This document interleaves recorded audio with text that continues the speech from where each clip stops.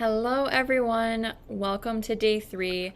Today, we're going to talk about how to toxic proof your relationships and attract and keep a high value woman.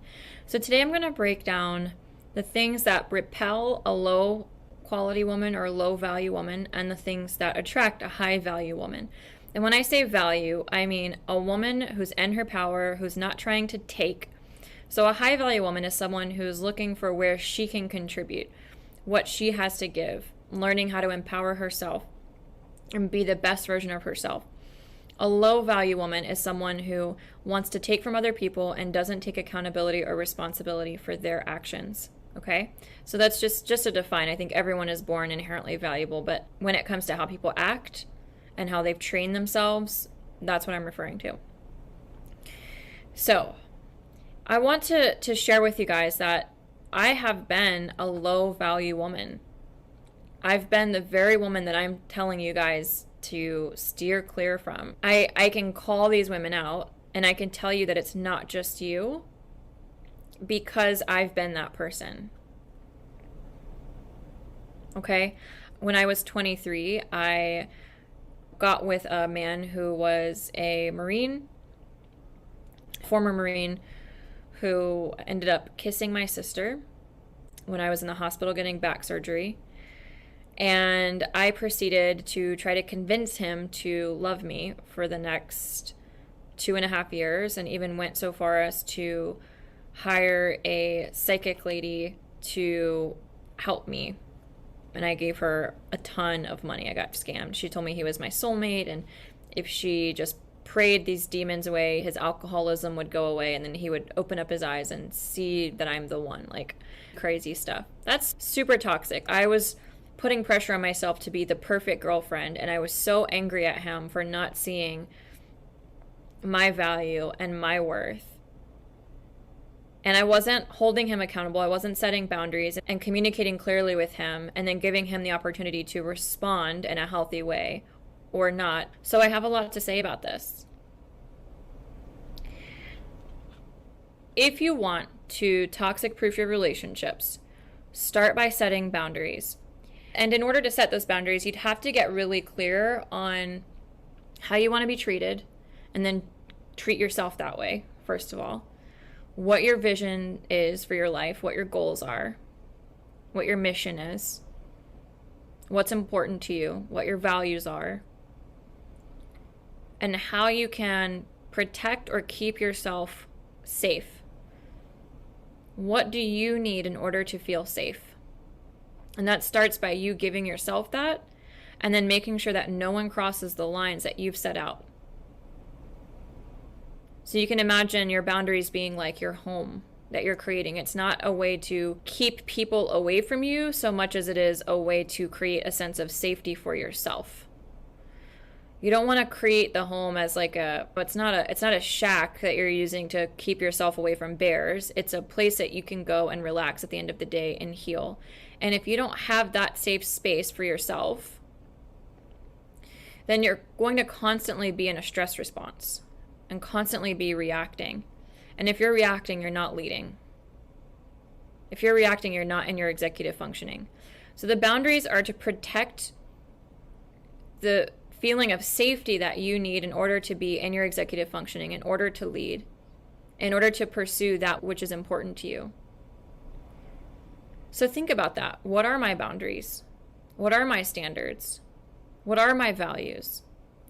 And I recommend having 3 really big ones, and discussing everything with your partner, discussing all of it. So making sure from the very beginning that that person is clear on where you stand, and they see that you're not afraid to communicate what it is that you expect.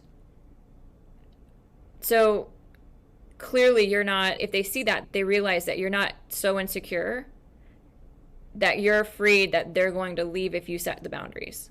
It shows confidence if you can set the boundaries. And again, you're not doing it from a place of, oh, my ex was crazy, so now I'm setting this boundary with you, because then it looks like you haven't healed from your ex. If that's where you're at, then go heal from your ex. The boundary, again, is an act of self-love. It's a way to create safety. It's a way to create a healthy foundation for the relationship. And she's allowed to have them too. You have yours, she has hers, and then you guys come together and you can be interdependent together. Instead of one or both of you feeling like you have to sacrifice your dignity, your integrity, your values, your boundaries, your money, whatever it is, to make the relationship work, and then you get resentful. Okay? So that's number one. Number two is to get in touch with and cultivate your self-worth, your self-respect, your self-image, your self-esteem, all of those things. A lot of times, nice guys have a history of being rejected, and that is their worst fear. There's something that they're insecure about that they think they may be rejected for. And so what ends up happening is, because that's their worst fear, they end up attracting that very thing, because we get anything that we resist. We attract it. We put energy into it and we bring it into us. We bring it into our reality when we resist it. And it can even be subconscious. So if the thing I fear the most is rejection, I'm going to get more rejection. Even if maybe I don't even have a huge history of rejection, maybe if I just think people are going to reject me because I'm insecure about something, that's exactly what's going to happen.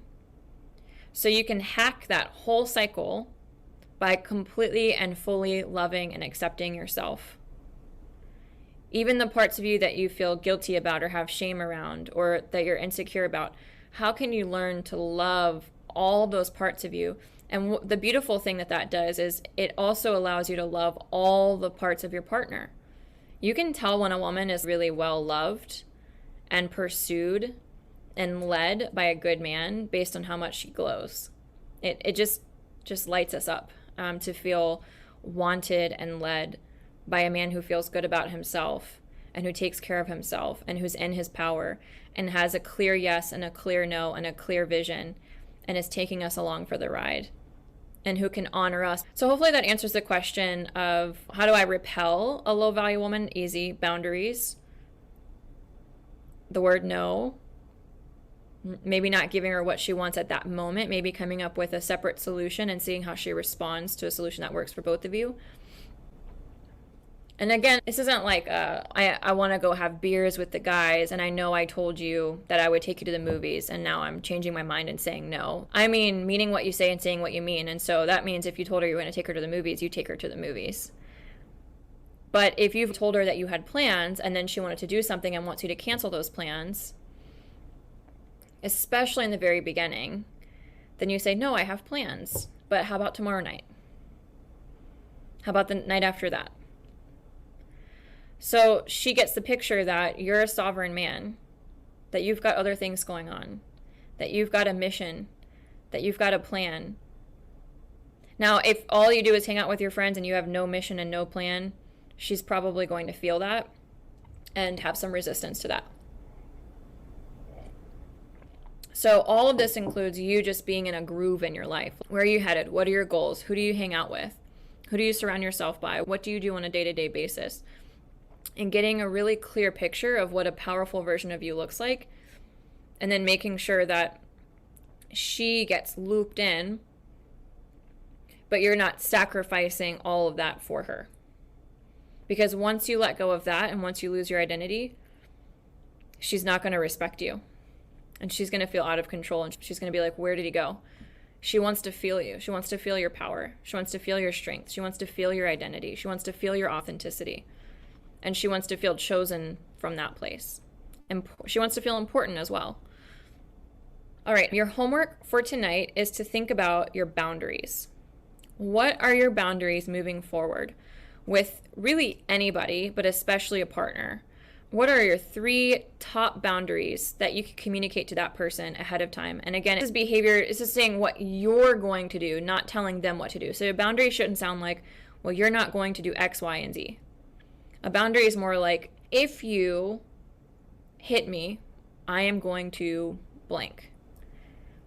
A boundary that my partner and I have is, if you hurt me because you're hurting, I'm going to take some space and let things calm down.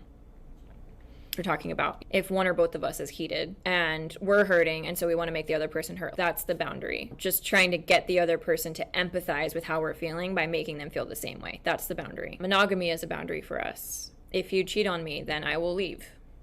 And then we'd have to define, well, what does cheating on the person look like? And for us, it's, well, if you have to question it or ask about it, it counts. Yeah, so we've really thought about, okay, what are our boundaries?